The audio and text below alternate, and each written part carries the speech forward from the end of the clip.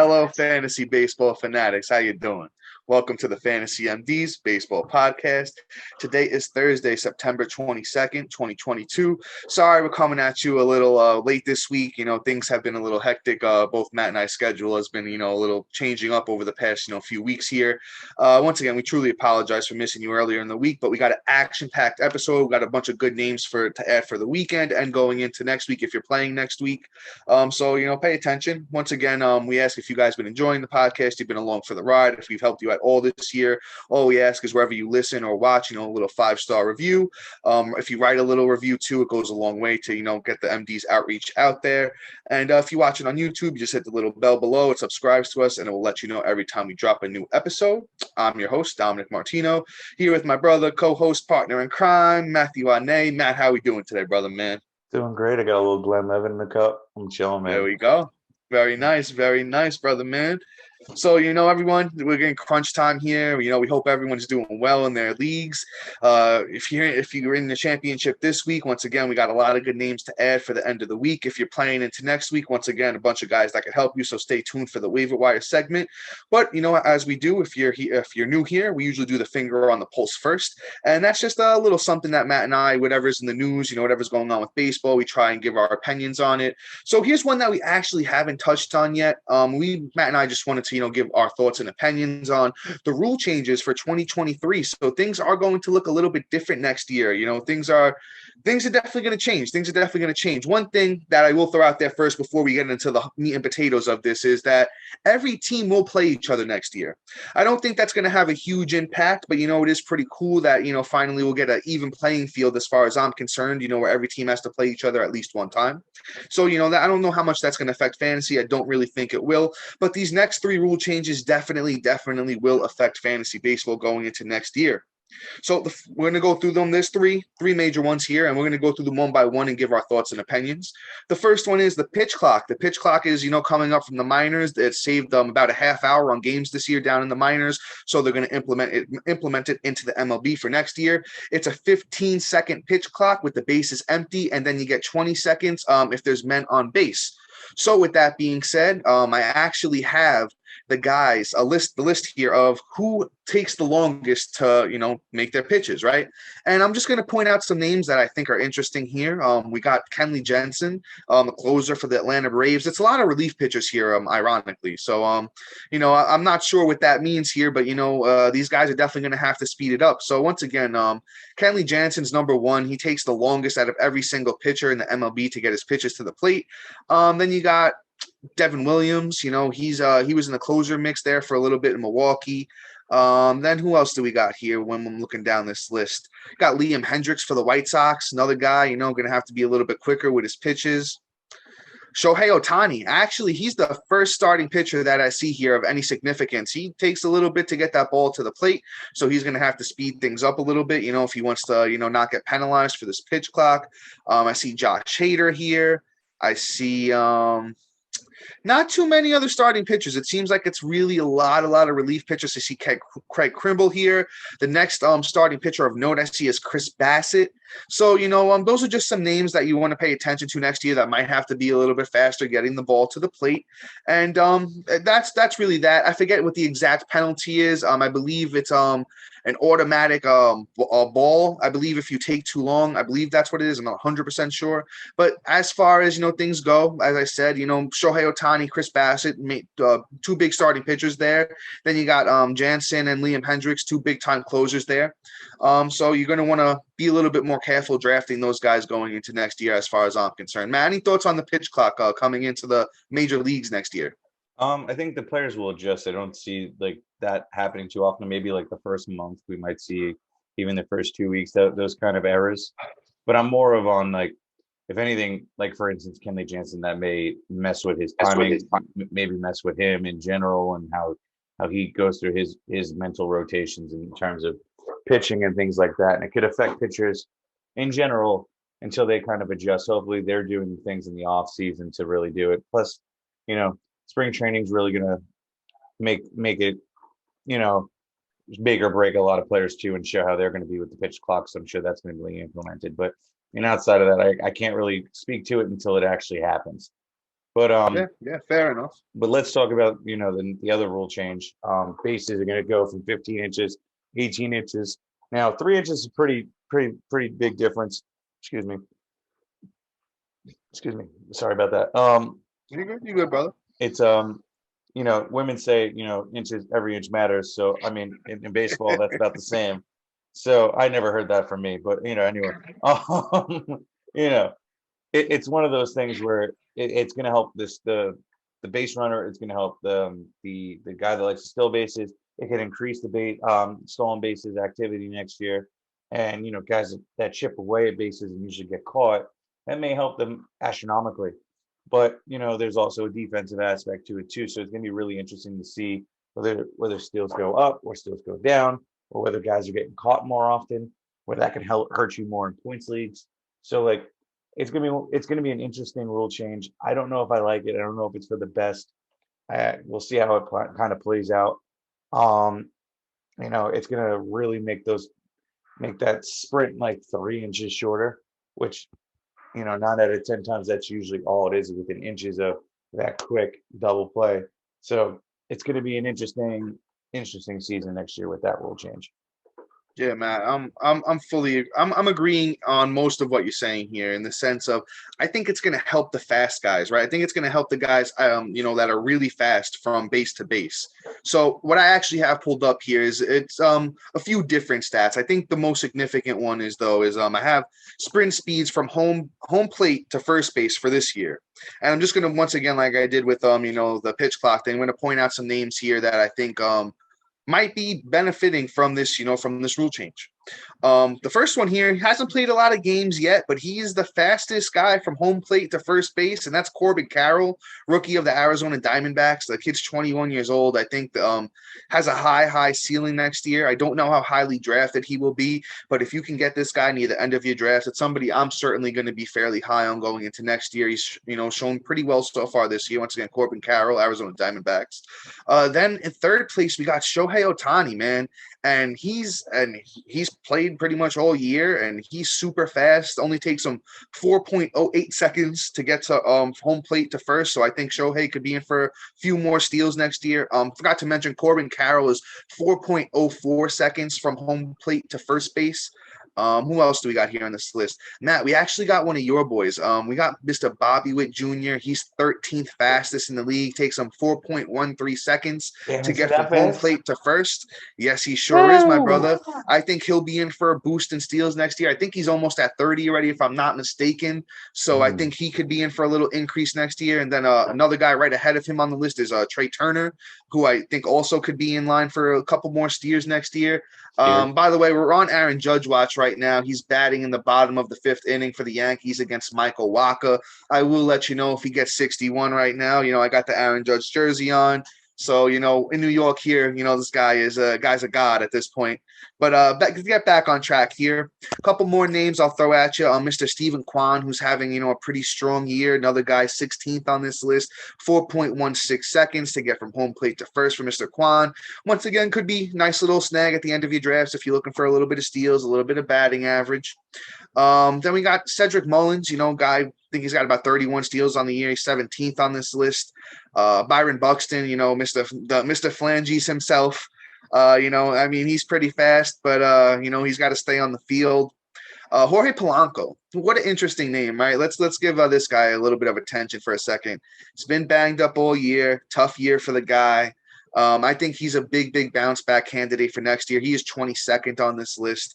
I think he could have, a huge bounce back year, including a few more steals at, with his sprint speed is 4.18 seconds from home plate to first. So I think that could help him out. Let me just run by a few more names here. Who else do we got? We got Gavin Lux on this list at 25th. We got Jazz Chisholm at 27th. Somebody we're going to talk about later in this podcast, but I do want to point out another rookie, Gunnar Henderson, 29th on this list. I'm absolutely in love with the kid. I think he is going to be an absolute star in this league. It takes him 4.19 seconds from home plate to first. Once again, that's Gunnar Henderson, somebody you definitely want to keep your eyes on for next year. I think he's going to be maybe overdrafted, but it might wind up being worth it. So, you want to stay tuned with Mr. Gunnar Henderson. And then you got Ozzy Albies at 32. And Matt, another one of your boys here, MJ Melendez, actually super fast for a catcher. He's number 38 on this list. So I could see him getting, a few more, steals next year as well. So with all that being said, those are some guys that you might want to look out for next year, might be affected by this new rule. The base is getting about 3 inches bigger. So then the last one here is the shift rule, right? This one is another super interesting. This one's another super, super interesting rule, right? So now this exact rule is going to be you need to have 2 men on either side of second base. So that means on the right side of second base, you need to have 2 guys. On the left side of second base, you need to have 2 guys. And all 4 of them need to be on the infield when the pitch is thrown. So very, very interesting. It is going to affect a lot of, I think, left-handed hitters. Once again, I do have a list here of, I got some cool stats for you guys today. These are the most shifted on players this season. Number 1, don't really think he's going to matter too much, but he's actually been shifted on 98.8% of the time. That's Carlos Santana, veteran. I don't know how much it's going to affect him. He's getting a little bit older, but you know what? He used to be a pretty decent batting average guy. His batting average could climb up a little bit. Somebody else we're going to talk about later on this podcast, I think the best nickname in baseball, hands down, the Italian breakfast, Mr. Vinny P, Mr. Vinny Pasquantino. He's actually number 5 on this list. He's been shifted on 95% of his at-bats.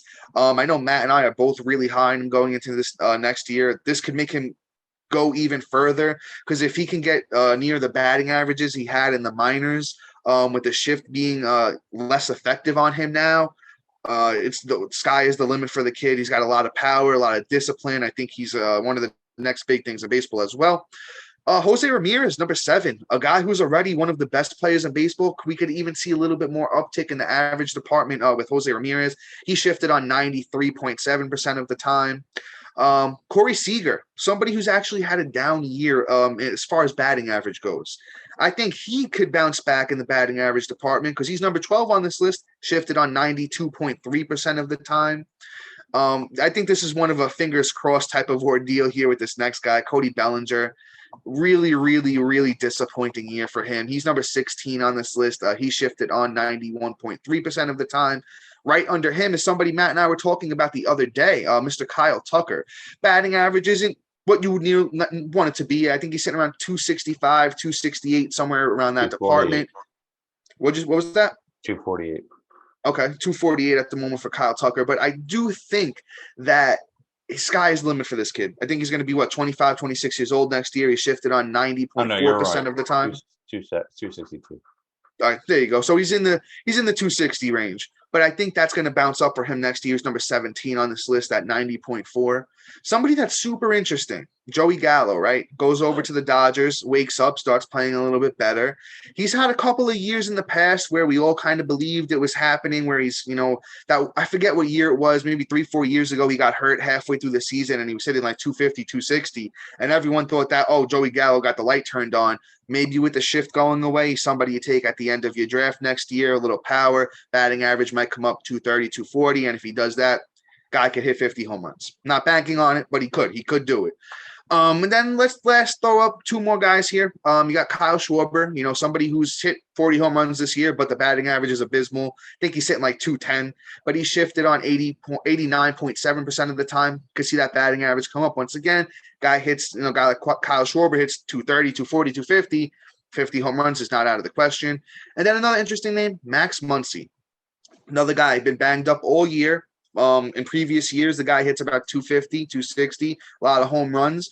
Next year, if he could wind up, not with this new shift rule, guy that's shifted on like Muncy 89.3% of the time, could definitely be in for, a better season next year. Matt, any thoughts here on anyone I've spoken about or just the rule in general and how it will affect these guys? I think you're spot on with the people he chose. I think the rule helps a lot of people, especially batting average. You're probably going to see an uptick next year because now guys that they can't really adjust for where they're going to be, which is great. So now you can have guys that just instead of selling out for power, they can just place the ball. They know they can now. There's not going to be somebody waiting for exactly where they feel comfortable hitting the ball. It's going to be good for fantasy baseball. It's going to be bad for watching real baseball. Is how I'm going to put it. Because why can't they be there? At the same time, it's hey, hey, my guy's hitting 400, but it's like everybody's going to hit 400 next year. Maybe not 400, but you know what I'm saying? Like Yeah. it's going to be one of those things where it's like good for fantasy, bad for real baseball. I like the rule though because you know what? It is annoying too. Like you can completely scheme it out, and it's not like you're playing like a basketball where it's like a 2-3 zone and you're supposed to play 2-3. You know, like guys can still shoot the jumper and guys can still drive in the hole.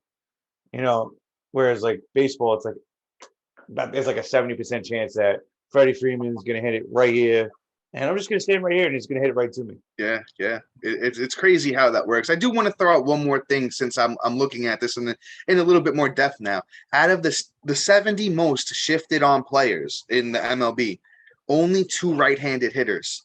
So 68 of the most shifted on hitters in the MLB this year were all lefties.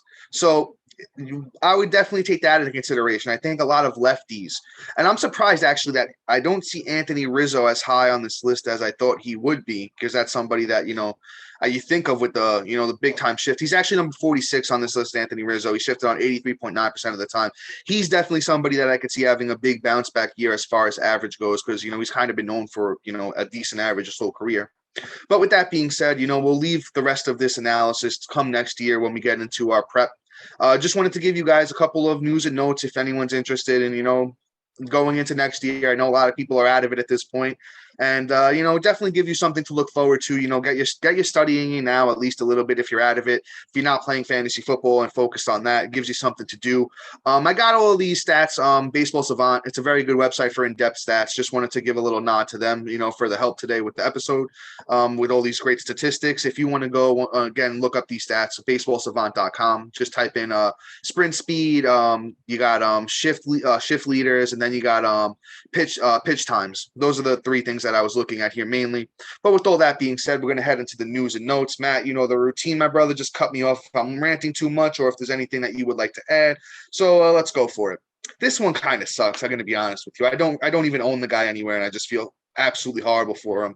Ozzy Albies heads back to the IL after he fractured his right pinky finger on Sunday. He had just returned on Friday, so the guy barely gets 2 games in before he heads back to the IL. He's going to be out a while, it seems like.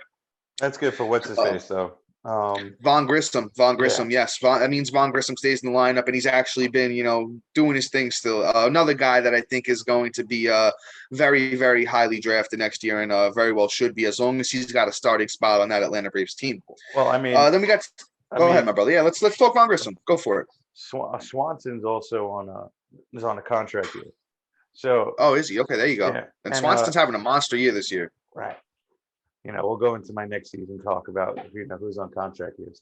But anyway, it's one of those things where I think they're going to Freddie Freeman him. They're not going to want to pay him. Swanson's going to want to get paid. Grissom's going to step up and just take the starting role, and Ozzy Albies going to play second. He's going to have Short in second. It's going to be a really nice fit. And Grissom is just looking like another gem out of the freaking Atlanta Braves back pocket. The Atlanta Braves is probably the best farm system in baseball. I think the Cardinals are right there with them, but the Braves seem to do no wrong at all with prospects, especially this year. Yep. And Matt, great transition here to our next man, Mr. Spencer Strider. Unfortunately, it looks like he's going to have his next start pushed back. He's dealing with a little bit of sore oblique, so we'll keep you tuned on that one as what's happening here with him tomorrow. I was hoping that he pitches this week too. I got a couple of tough matchups here, so I definitely could always use my boy Strider's help. I got a box for the game tomorrow. I'm pretty hyped, so I was hoping. Oh, there you go, my brother. Very nice, very very nice. That's going to be awesome. Yeah. So we're going to keep it pushing here. Got a New York Yankee on the list. Frankie Montas heads to the IL with right shoulder inflammation. You never want to hear that from a starting pitcher. So yeah, I don't know how much we're going to rely on him for the rest of the season. So, hopefully he could just come back strong for next year. We actually, I should have put this guy with the Atlanta Braves, but I guess I messed that one up. Ronald Acuna was scratched from today's lineup with a little back stiffness. He's day-to-day for now. So many back injuries at this point in the year. All these guys swinging the bat as hard as they do, that back is always going to tighten up, stiffen up on them a little bit. But, a couple of days off usually can help that thing out. Then we actually actually have Mike Soroka as well, another Brave. He was placed on the minor league IL with soreness in his throwing elbow. Horrible news for Mike Soroka, who just can't catch a break.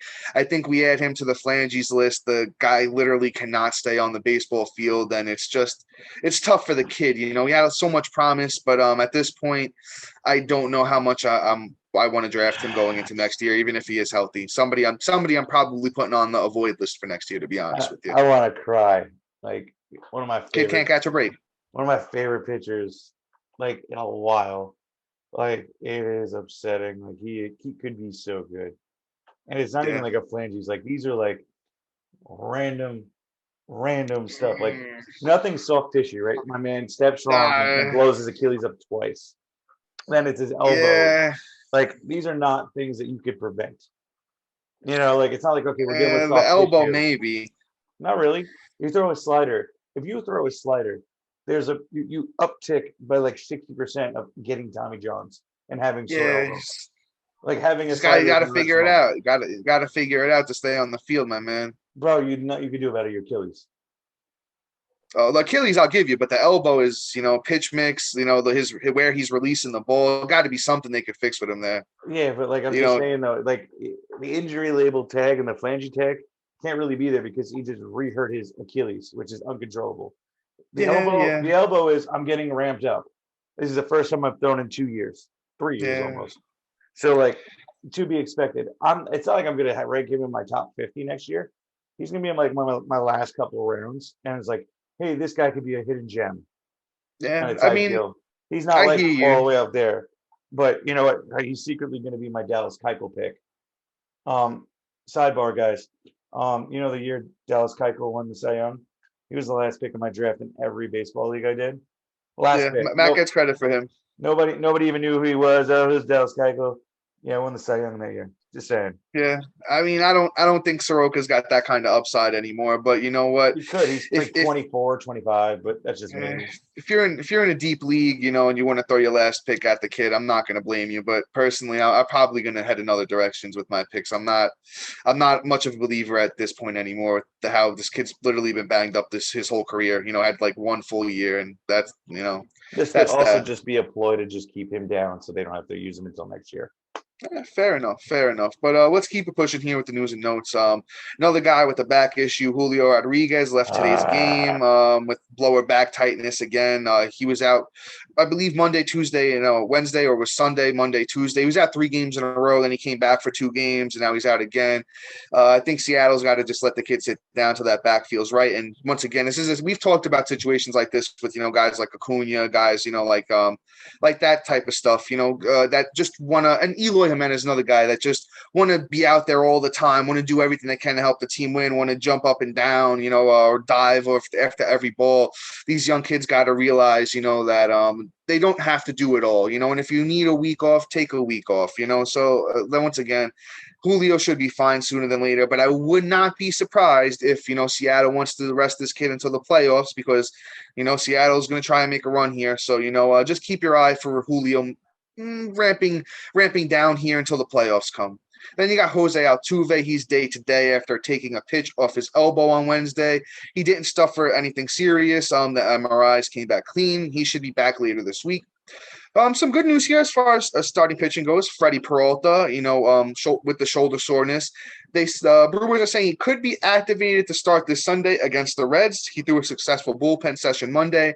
Don't know how deep he will go into that game, but you know what? The Reds are a great matchup. And if you got Freddie Peralta, get him ready and activated for Sunday because, once again, very good matchup for Big Freddie P, who's been kind of disappointing this year with injuries himself. Then we got Trevor Story, was finally placed on the IL after suffering a heel contusion on his left foot. So, I don't know how long he's going to be out for. The Red Sox were playing games with that one, waiting as long as they could to put him on the IL, and finally did.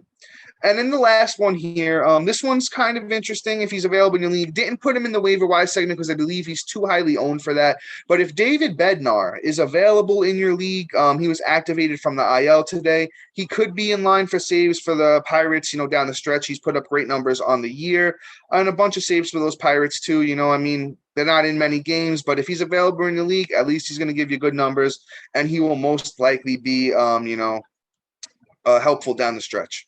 Yeah, so guys, that's it for the news and notes segment. You guys are probably tired of hearing me ranting and talking, so I'm going to pass it off to you, Matt, my brother. Who are we going with first as far as waiver wire segment goes today? Well, like always, we'll start with a bat, and we'll roll with my boy, the Italian breakfast, Vinny Pasquantino. Big Vinny P. Yeah, my man is just ridiculous this year.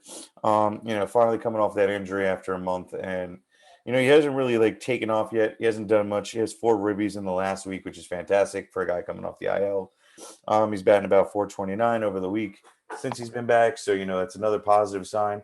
It means that pop is about to make its way through. He's somebody that I'm really considering into the next year as one of my late round. Like not late round, but like one of those guys that like I'm really excited for. In keeper leagues, he's somebody I'm trying to stash. He's going to be another great first baseman for going in the next year.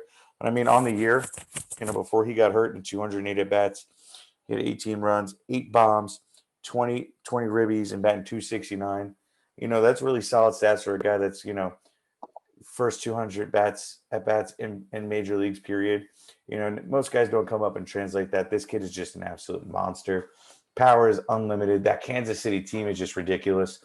And we're trying to make that playoff push into the weekend, right? Like that's a way to roll. He's playing Seattle for the next 3 days, right? So it's Friday, Saturday, Sunday, right? That's your championship. Then he gets Detroit. Well, that's next week. So if you're in a good league, you're not playing next week. Sorry, Jay. It's one of those things where the Seattle's pitching isn't like stellar, right? And Gilly is the only one pitching this weekend that I know is a stud. And you know what? Even Gilly is still young. He gives up a good game. So I'm not scared to play him against Gilly.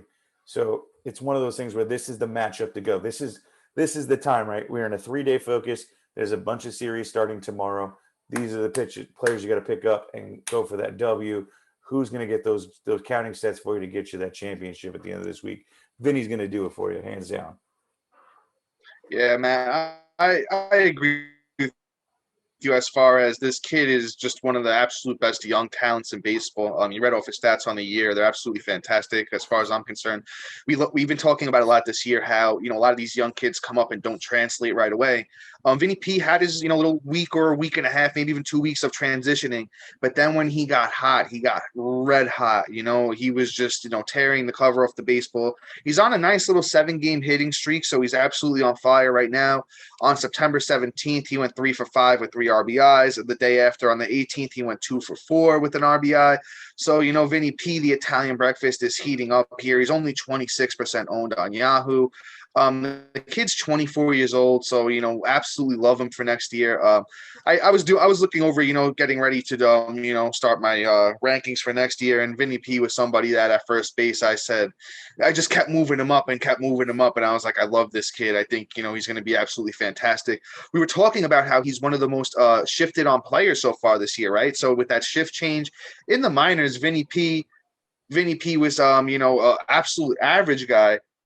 Oh, Giancarlo Stanton with a little home run puts the Yankees up 3-0. We'll take that. I thought it was Judge for a second. I was like, whoa, I thought he was just up.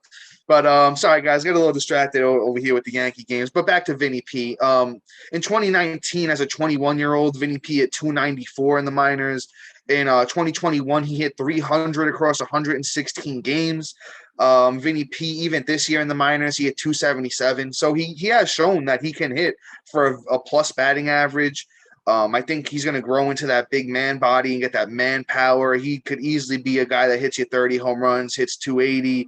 The RBIs are going to be there. I think the runs, it depends where Kansas City puts him in the lineup, but he's going to be driving in guys like Bobby Witt, Mondesi if he could ever stay on the field. And Honestly, they just have and they pretty much just have a decent young team where, Vinny P's hitting 3rd, 4th in that lineup.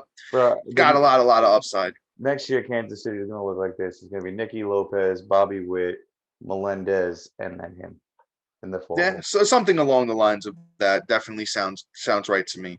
But let's move over, to another absolute young stud, somebody that I've been digging on. When he got called up, told you guys it was a pause the podcast and pick him up moment.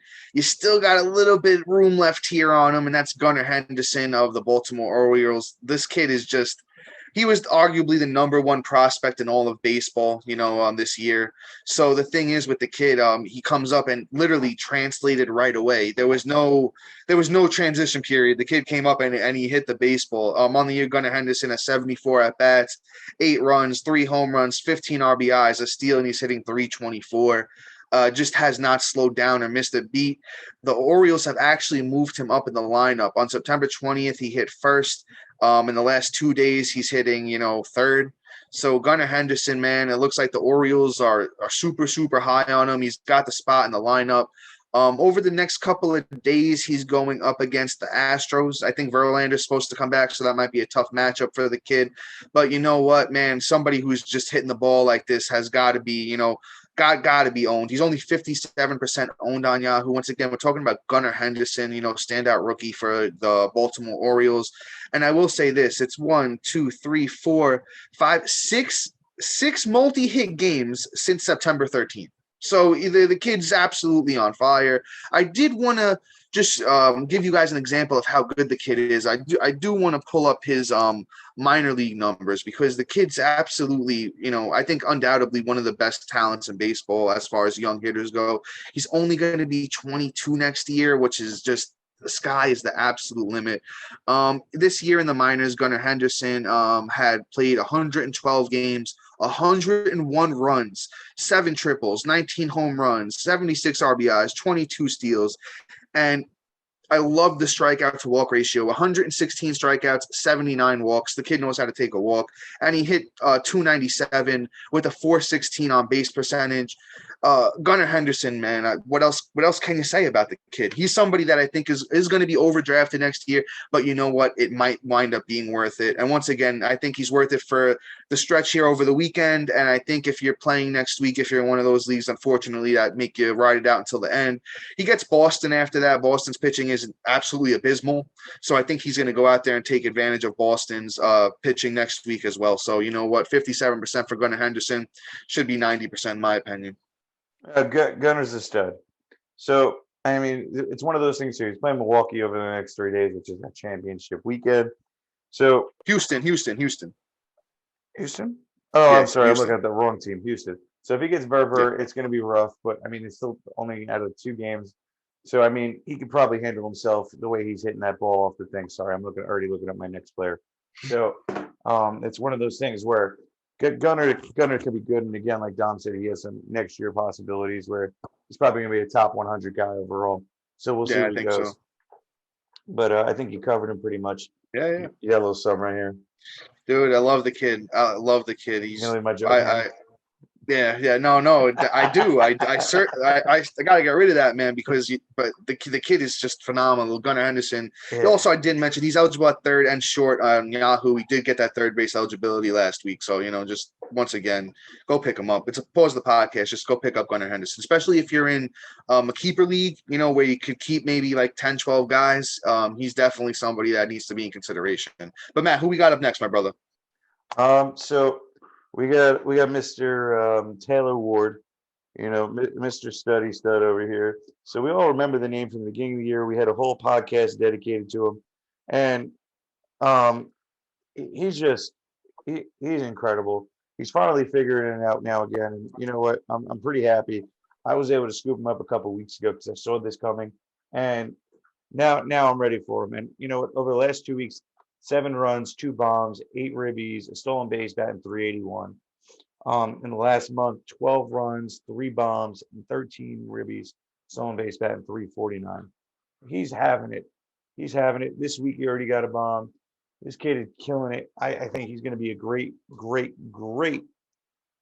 start for this going into this weekend. Let me just pull up who's probably going to face this weekend. So he's got the Minnesota Twins. Twins, right. I just want to see who's going to be up pitching because I mean maybe Joe Ryan. Joe Ryan's pretty good. Yeah. I know there's no more what's his name, Malley's out. The pitching there isn't super deep, so as long as he's not facing Joe Ryan, that's it's still a great matchup for the kid. Yeah, I mean, to be honest, like I think like this weekend's going to be like a stat like line the stat sheet for him. Minnesota's nothing to snuff at. So like it's just like whatever. Like, he should light them up and call it a day, and we get shipped. So he is Taylor Ward. Sorry, I probably didn't say his name enough. Is 56% owned. So you got 44% of these leagues. He should be 100% owned this weekend for this weekend. He's one of those people like anybody who plays fantasy football. You remember Derrick Henry, that breakout playoff start. Anybody who picked him up pretty much won their championship. He's one of those people that can bring it home for you. And I think that, he's going to be that difference maker. Like, man, that Taylor Ward, man, he really did it for me. And he's going to be somebody that's going to have a next year value too. So like, even if you're not in playing right now and you're out of it, he's somebody you should stash because he can have some next year value. He's going to be somebody that's going to be looked at as, oh, you remember what he did in the first half? Oh, you remember what he did at the end of the season? Look what he did in the playoffs because he's going to do something. He's going to be worth it for us. I have some strong feelings about Taylor Ward. Yeah, I'll say this. I mean, I agree with you in the sense that Taylor Ward, what I like to see about Taylor Ward is this. As Matt said, kid started off the season house on fire. Literally was mashing all over the place and he couldn't be stopped.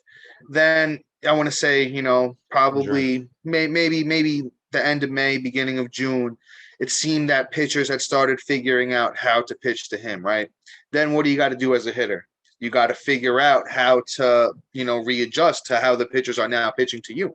And Taylor Ward has seemed to do that over the past, month or so. He's been very, very good. He's on an 8-game hitting streak. I did want to point that out. And Matt, I don't know if you said the last 30 days stats, did you? Yeah, I did. Yeah, so as Matt said, the last 30 days, the kid's hitting 349. So, that's a month's worth of stats where he's been on fire.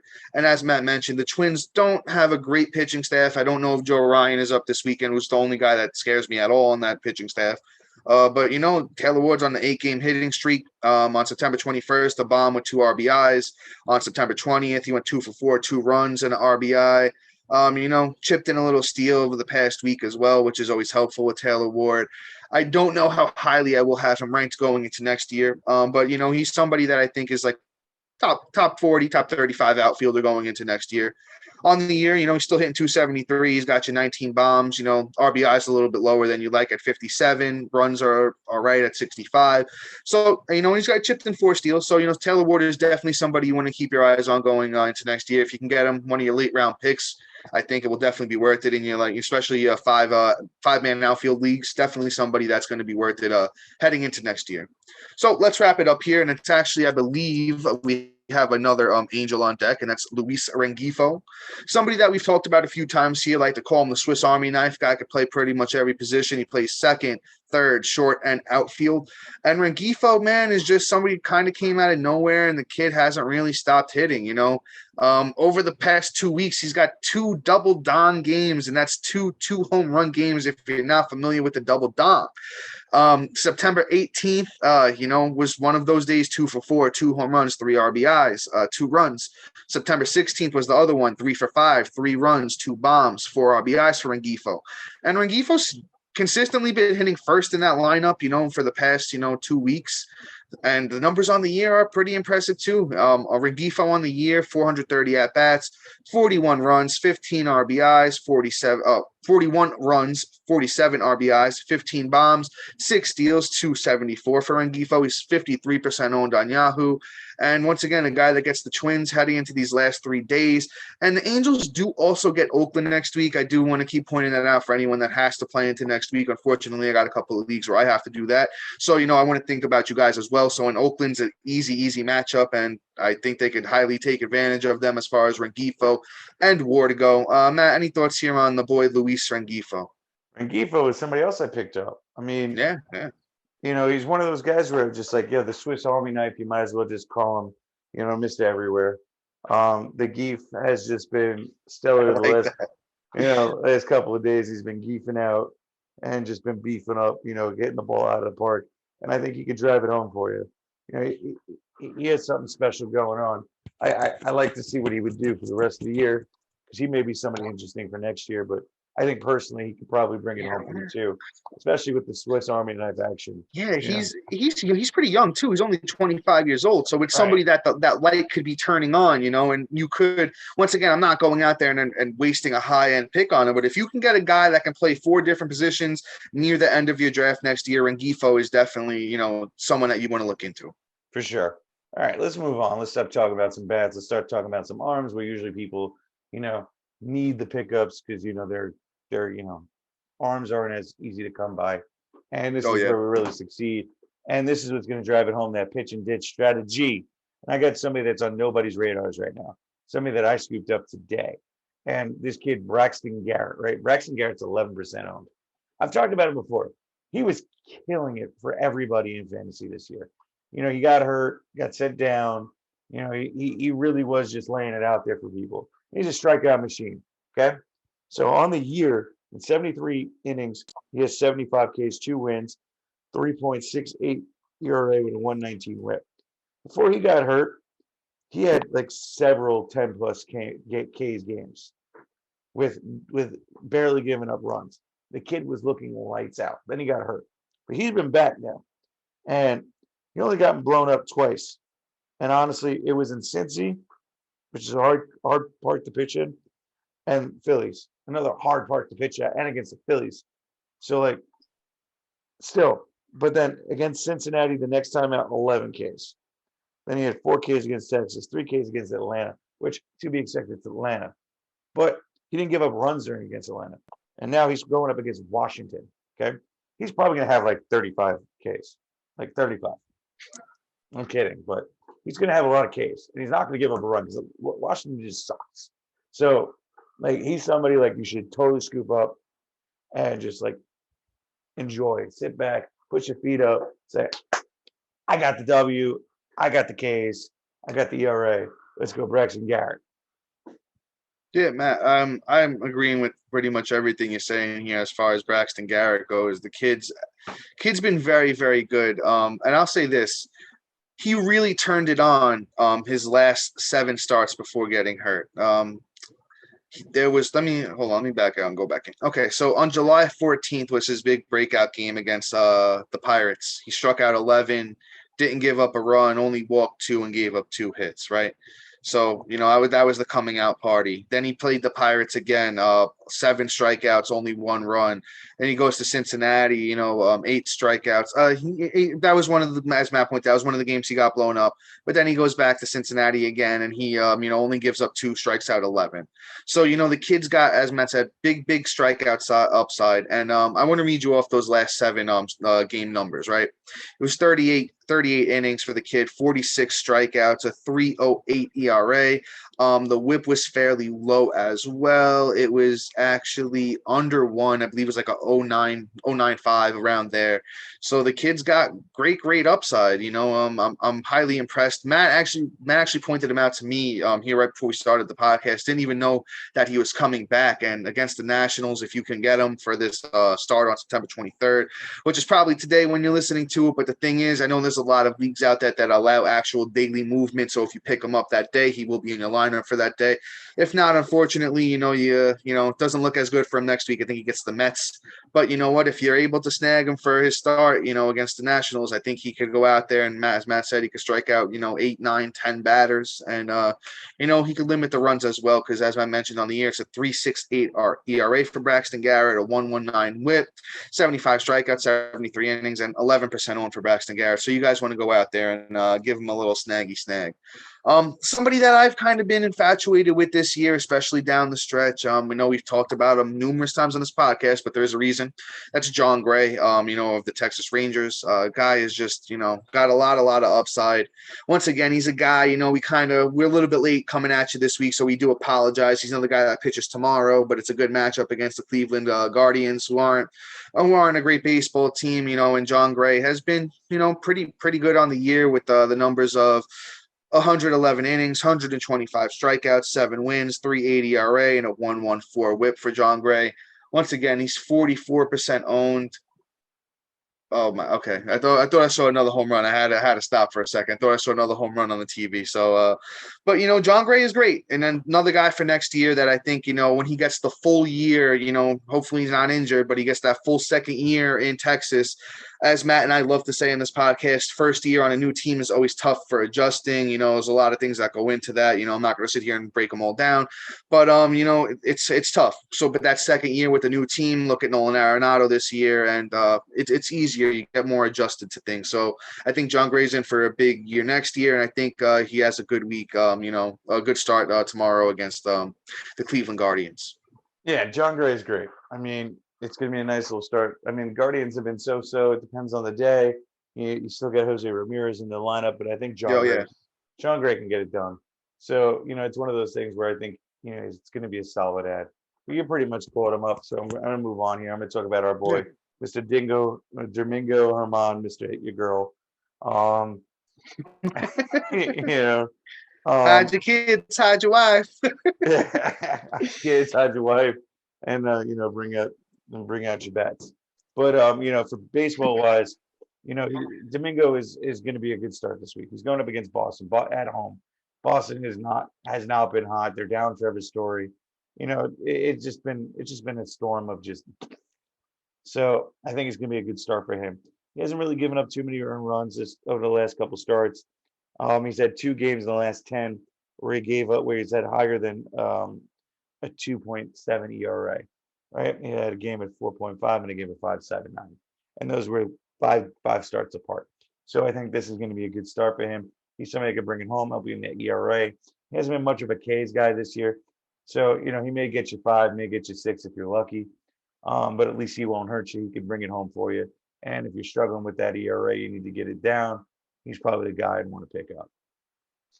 Yeah, I definitely agree with you, Matt. Look, he's going to come and take, Frankie Montas' spot in the rotation here. As Matt mentioned, it's against Boston at Yankee Stadium. He's going to be hyped to get back into that rotation, and he's been super good at suppressing runs this year with a 3.12 ERA on the year in 57 innings. As Matt mentioned, not a big K guy on the year, 41 Ks, and the whip's good too, 114 whip. Yankees always give you a chance to win. They're a great team, and Domingo Herman's only 29% owned. So another guy that's kind of falling under the radar, Kai that's getting a chance to start again. Going into next week, it looks like he might get Toronto. Let me just reassure that for you guys that unfortunately have to go into next week. No, it looks like he gets Baltimore, which is, another team that's all right, so. And then it looks like he also gets 2 starts next week, and he starts on the final day of the season at the Texas Rangers, which is, a decent matchup. It's not great, not horrible. So, kind of in the middle. But I think Domingo Herman is somebody you could safely pick up heading into, the end of this week and to next week, and he's not going to kill you. So let's go into our last starting pitcher here, somebody that I actually picked up in a couple of leagues, somebody that I hoped would have had a better year than he did, but that's Alex Cobb of the San Francisco Giants. Numbers aren't horrible on the year, but they're not as good as I would have liked him to have been. Somebody that I was kind of drafting at the end of my drafts as a sleeper, but he gets the Arizona Diamondbacks in Arizona on September 24th. So it's a pretty good matchup for the guy, Mr. Alex Cobb. On the year's numbers are 134.2 innings, 136 Ks, so he's over a K per 9, 6 wins, 3.48 ERA, whips a little high at the 1.27 mark, but Arizona really doesn't have too many guys that could hurt you in the lineup. You got Christian Walker that could hit a couple bombs, Corbin Carroll, and Dalton Varsho. So, there's a couple guys there you got to pitch around. What'd you say? McCarthy. Sorry, brother. Oh, yeah, McCarthy, Mr. Jake McCarthy's been hot too. So, there's a couple guys in that lineup that you got to pitch, carefully around. But I feel like Alex Cobb can go out there and get it done for you. He did pitch against Arizona on August 15th, and he went 6 innings, got the win, 5 strikeouts, gave up 1 run. Whip was a little high at 1.33. So if you're trying to preserve whip, I might go in a different direction. But, hey, if you need a couple strikeouts, you need someone that's not going to give up too many runs, I think Alex Cobb, for his start on the 24th at Arizona, is somebody that you could definitely use. Yeah, I mean, let's put it this way: Cobb only gives up big games to good teams, right? So these are the times he's gotten lit up in the last month, right? Dodgers, 6.23 inning, 2-3 earned runs. Colorado, not a bad team, but a bad place to hit, right? 405. Then against San Diego, a 540, and then the Dodgers again 426. But The bad teams he takes advantage of. Chicago, 1.5 ERA, 11 Ks. Arizona, 5 Ks, 1.5 ERA. Minnesota, 7 Ks, 0 earned runs. Philadelphia, this is a good team. No earned runs, 7 Ks. And then even against Atlanta. Atlanta, 7 Ks, 0 earned runs. Yeah. And then the Dodgers recently, last week, a 3.3 ERA, 3 Ks. So he's been like all over the place, but he's not destroying you. And I think Arizona is a great matchup. I think he eats them alive. So it's one of those things where, hey, he's pitching Saturday, scoop him up. But let's move on to the closers. It's funny. I actually picked up the first person I'm going to talk about this week because I was down. I lost like all my closers this year. it's been a rough year. I was in the same boat as you, brother. I had a hard time with the closers this year. Yeah, but we'll talk about Johan Duran here. Duran has been great. He's been getting the opportunities. Last week he had two. In the last week he's had 2 saves. It's one of those things where Minnesota Twins are going to be in a position where they might be able to keep the game tight. I mean, the Angels are good. Like I just hyped up Taylor Ward and Gieffo over there, the Gief. But The big Gief.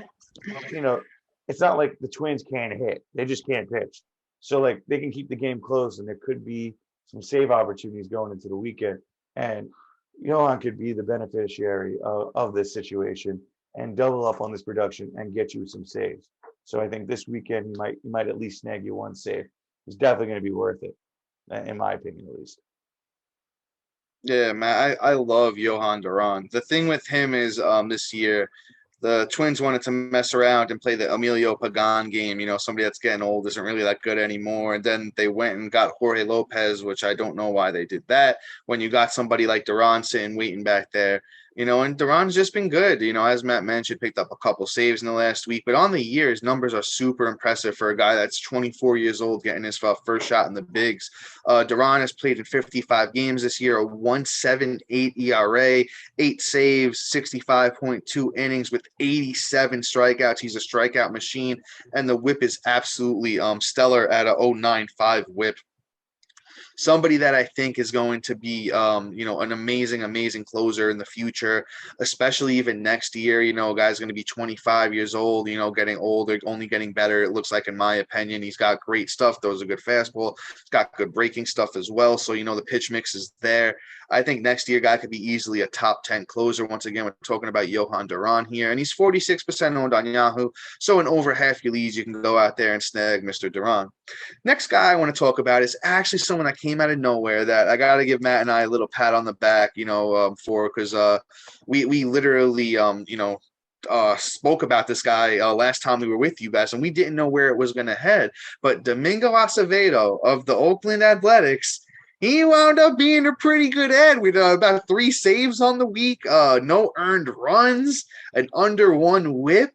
Guy kind of came out of nowhere, and Matt and I, recommended him to you guys. And if you guys listened, it totally paid off here because, he has got the closer's job here in Oakland. I know the next couple of games are against the Mets, but then they get the Angels next week. So, he might be in line for a few more saves. Acevedo is 9% owned on Yahoo. Once again, Domingo Acevedo on the Oakland Athletics, getting opportunities down here to save games down the stretch. Numbers on the years are pretty good. 64.2 innings, 55 Ks. So he's not a big strikeout guy, but he's got 3 wins, 4 saves, 3.34 ERA, and a 0.97 whip. And it's 4 saves since September 14th. So just somebody that you want to go out there and snag. And I'm just going to burn off the last few here, Matt, unless you've got any thoughts about Acevedo. I'm just going to burn these last couple ones here for you. Not to beat a dead horse, but I've been ranting about Alexis Diaz since pretty much, he's got the opportunity to save games here, this year with the Cincinnati Reds. I know it's been another situation where it's been back and forth for the kid. They really haven't let him run loose with the job. But another guy that's got, he's got 2 saves since September 15th. He got one on the 21st. So it looks like Cincinnati is going to, let the kid run with it here at the end of the stretch. He gets Milwaukee, and the Milwaukee end of this week, Pirates next week, 43% owned for Alexis Diaz. Read numbers on the year. It's 58.2 innings. This guy is a strikeout machine with 76 strikeouts, 6 wins, 8 saves, 1 .84 ERA and an 0.97 win for Alexis Diaz. And as I've said every time that I've talked about this kid, it is Edwin Diaz's little brother, so it runs in the family to just be a great closer and save games. And then we'll just run it off with our last guy here, and that's Jose Leclerc. Somebody, that has been a closer before in past years. And, it looks like Texas is giving it to him down the stretch again this year. I know they've been through a few different guys, but Mr. Leclerc is the one that's running away with it at the end of this year. And let's see, with Leclerc, he's actually been very, very dominant of late. It's 4 saves since September 11th. He's only given up, looks like 1 run in that time period. The whip is pretty good. It looks like it's about 1. On the year, Jose Leclerc has a 3.02 ERA, 1.10 whip, 6 saves, 44.2 innings, 49 Ks, and he's 32% owned on Yahoo. So these are all guys that are owned, and you could go out there and snag them. And it's crazy at the end of the year that you could find, very talented closers that are just getting the job done here. So, out of all of them, I think I would rank them probably Duran, Diaz, Leclerc, and Acevedo, but they're all very good. All of them are very good. Acevedo was 9% owned. Diaz was in the 30s. Leclerc is 32. Alexis Diaz was about, in the 40s there. So all 4 of these guys, could go out there and help you, win a championship, especially if you need saves. Matt, any thoughts, my brother, as Aaron Judge comes up as we're closing out the podcast? We got to at least have this at bat going on, my brother. Any thoughts here? Yeah, so I got no thoughts on everything else. You pretty much covered everybody pretty perfectly. But I do want to wish everybody good luck going into the championship weekend. Hopefully all our fans are getting them MD's championships and have been following through. I hope everybody enjoyed this season. Next week, we're going to have 1 episode, and then we're going to move forward to 1 episode a month up until January. And then we're going to decide from there how we move forward, but we're looking forward to season 2. Tune in for next week too, because next week is going to be our fantasy MVPs. We'll give you some pickups for next week too, if you're somehow in a terrible league that's running next week. And then from there, next year is going to be a lot of new things. Hopefully a little bit more of a displays and things like that we can bring to you to enhance our podcast going into season 2. Season 2, hopefully to be, the real takeoff. And, we kind of made all our mistakes this year. And we just want to thank you for being with us this year. And we really feel like it's been a great season. And, thank you to everybody in the audience. It's been a great time. Yeah, Matt, very, very well said, my brother. I'll just chime in with you on that and say pretty much the same thing in my own little way. Yeah, it's been a very interesting ride for Matt and I into this year. We didn't know how we would fare. If you guys don't know, it's literally just the 2 of us doing everything as far as graphics, video editing, getting the videos up, getting the audio up. It's just the 2 of us, getting all the show notes together, everything. Literally, it's just the 2 of us doing it all. So, we appreciate all the love we've gotten. As Matt said, I think we've done pretty good for a new podcast, just 2 men, going out there and giving the information. Thank you all. We hope that we've helped in some sort of way. We've gotten a lot of love along the way, and we appreciate all that. Once again, as my brother Matt said, we're going to try our best to have a lot of improvement coming into next year in multiple different areas. So stay tuned for that. And once again, this isn't the end of this year yet. We got a little bit more left in the tank for you guys, try and help you get those championships into next year. And we'll do a little next wrap up of how we felt the season went and MVPs, rookie of the year and all of that stuff. And once again, we hope we've at least thrown our hat in the ring for rookie of the year as far as fantasy baseball podcast goes, So if you feel that we have, let us know, because we think that we've done pretty well here. We've gotten a lot of love, and Aaron Judge walks, to end out this episode for us, So once again, guys, thank you. It's been a great year, and we appreciate every single one of you that have listened to this podcast or supported us in any way at all. Sincerely, thank you, guys. Thank you. Thank you. But with that being said, guys, until next week. Peace. Peace.